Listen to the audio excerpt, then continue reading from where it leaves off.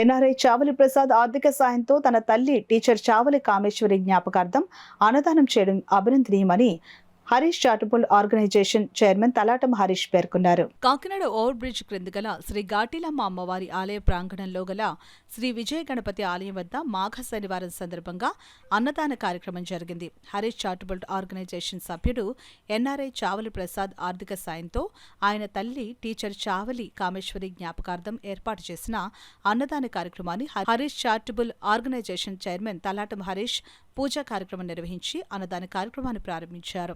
ఈ సందర్భంగా తలాటం హరీష్ మాట్లాడుతూ మాఘ శనివారం సందర్భంగా అన్నదానం చేసినట్లు వెల్లడించారు. ఈ కార్యక్రమంలో ట్రస్ట్ సభ్యుడు డి గోవిందరావు, కోటి, స్పోర్ట్స్ శ్రీను, కృష్ణవేణి, శశాంక్, ఆలయ కమిటీ సభ్యుడు మట్టారాజు, మాలతి తదితరులు పాల్గొన్నారు.